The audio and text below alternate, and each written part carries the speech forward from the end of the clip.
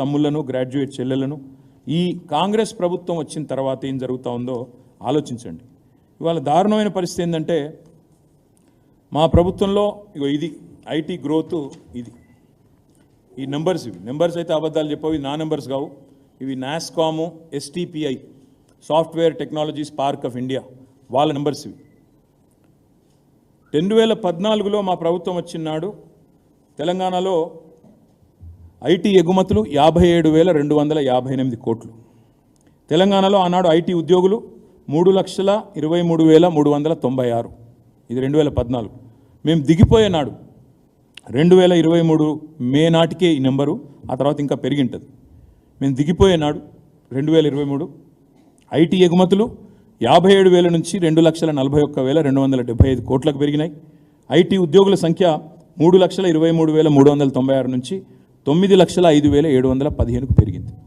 అంటే ఇదంతా ఎందుకు చెప్తా ఉన్నా అంటే తెలంగాణలోని విద్యావంతులు ఇవాళ ముఖ్యంగా ఈ గ్రాడ్యుయేట్ ఉప ఎన్నికల్లో ఓటేస్తున్న విద్యావంతులు ఎవరైతున్నారో ఈ వివరాలన్నీ మీరు తెలుసుకుంటే, మీరు అర్థం చేసుకుంటే, మీరు 10 మందికి చెప్తేనే ఈ కాంగ్రెస్ ప్రభుత్వం మీద ఒత్తిడి ఉంటుంది, కేంద్రంలో ఉన్న బీజేపీ మీద కూడా ఒత్తిడి ఉంటుంది. ఒక ఎదుగుతున్న రాష్ట్రం, పరుగులు పెడుతున్న రాష్ట్రం తెలంగాణ. ఇట్లాంటి రాష్ట్రానికి అన్యాయం చేయకూడదు. ఇట్లాంటి రాష్ట్రానికి చేయగలిగితే దశాబ్ది నిండుతున్న సందర్భంగా అన్యాయం చేయకుండా చేయగలిగితే మేలు చేయాలన్న ఆలోచన ఉండాలి తప్ప ఈ రకంగా వంచే కార్యక్రమాలు, ఎన్నికల్లో ఓట్లు దండుకోవడానికి మాత్రమే చేసే ఊకదంపుడు హామీలు, ఇచ్చే హామీలు, ఊకదంపుడు ఉపన్యాసాలు అవి కాకుండా ఇప్పుడు కాంగ్రెస్ ప్రభుత్వం ఒక్క ఉద్యోగం కొత్తగా ఇవ్వలేదు. ఇవ్వకపోగా ఆనాటి కేసీఆర్ ప్రభుత్వం ఇచ్చిన ఉద్యోగాలు మేమిచ్చిన ఉద్యోగాలుగా చెప్పుకుంటుంది. అందుకే ఈ వాస్తవాలన్నీ తెలంగాణ యువత ముందు పెట్టాలి. రాబోయే 4.5 ఏళ్ళైనా మరి ఈ ప్రభుత్వాన్ని సరైన పద్ధతుల్లో నడిపే విధంగా తెలంగాణ విద్యావంతులు తీర్పియాలని నా ప్రార్థన. ముఖ్యంగా హైదరాబాద్లోని కోచింగ్ సెంటర్లలో ఏ యువతనైతే వాళ్ళు ఇక్కడ కోచింగ్ తీసుకుంటా ఉన్నారో, వరంగల్, నల్లగొండ, ఖమ్మం ఈ 3 ఉమ్మడి జిల్లాలకు సంబంధించిన గ్రాడ్యుయేట్లకు కూడా, హైదరాబాద్లో ఉన్న వాళ్ళకు కూడా నేను విజ్ఞప్తి చేస్తూ ఉన్నా.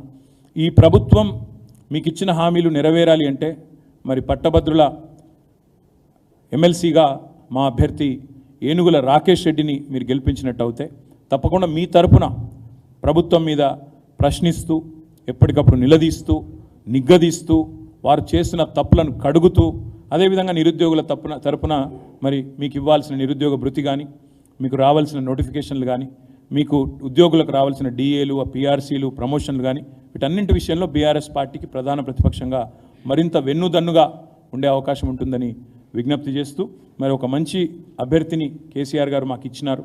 ఒక గోల్డ్ మెడలిస్టు, చదువుకున్న అభ్యర్థి, విద్యావంతుడు, సౌమ్యుడు, ప్రజా ఉద్యమాల్లో పాల్గొన్నవాడు, అదేవిధంగా అన్నింటికి మించి యువకుడు, ఉత్సాహవంతుడు.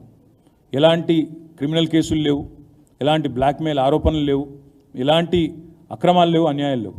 ఒక క్లీన్ ఇమేజ్ ఉన్న నాయకుడిని కేసీఆర్ గారు మీ ముందు పెట్టారు. కాబట్టి మొదటి ప్రాధాన్యత ఓటు.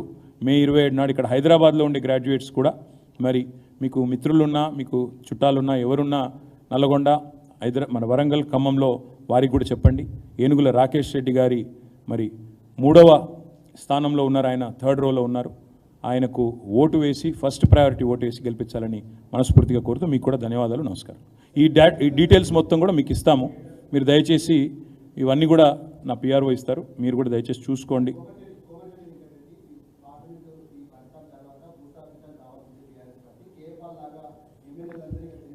ఇప్పుడు కేపాల్ని పాపం ఆయన ఎందుకు ఇన్సల్ట్ చేస్తారు బ్రదర్? ఇప్పుడు అందరూ మార్కెట్లో ఏమనుకుంటారంటే ఇదివరకేమో పాపం కేపాల్ గురించి అట్లా జోకులు వేసేది, ఇప్పుడు కోమటిరెడ్డి మీద జోకులు వేసే పరిస్థితి వస్తుంది తొందరలో. ఎందుకంటే ఎవడైనా మూర్ఖుడు తప్ప తెలివైన వాడు అంటాడా బ్రదర్? 27 అంతస్తుల హాస్పిటల్ ఏంది, కరెంటు పోతే 14 నుంచి 27కి ఎట్లా పోవాలన్నాడు కోమటిరెడ్డి. నేను చూస్తూ ఉంటే సోషల్ మీడియాలో కామెంట్ ఏందో తెలుసా? మరి 14 అంతస్తులే కడితే మరి 3వ అంతస్తులో పోయి కరెంట్ ఆగిపోతే అసలు ఫస్ట్ ఆఫ్ ఆల్ ఒక మంత్రి నోట్లకి వెళ్ళి కరెంట్ పోతుందన్న మాట ఎందుకు వస్తుంది? మేము ఉన్నప్పుడు ఆ మాట ఎందుకు రాలేదు, ఇప్పుడు ఎందుకు వస్తుంది? అంటే ఎంత మూర్ఖులు నడుపుతున్నారు ఈ గవర్నమెంట్ని, ఎంత జోకర్లు నడుపుతున్నారు ఈ గవర్నమెంట్ని. ఇలాంటి సన్నాసులు నడిపితే గట్లాంటి ఆలోచనలు వస్తాయి. కరెంటు పోతే జనరేటర్ ఉండదా? ఆయన మంత్రి, ఆయన నాకు అర్థం కాదు, జోకరా ఆయన మంత్రి. ఇంకా మీరు మళ్ళీ ఆయన క్వశ్చన్కు మళ్ళీ మీరు నన్ను అడుగుడు.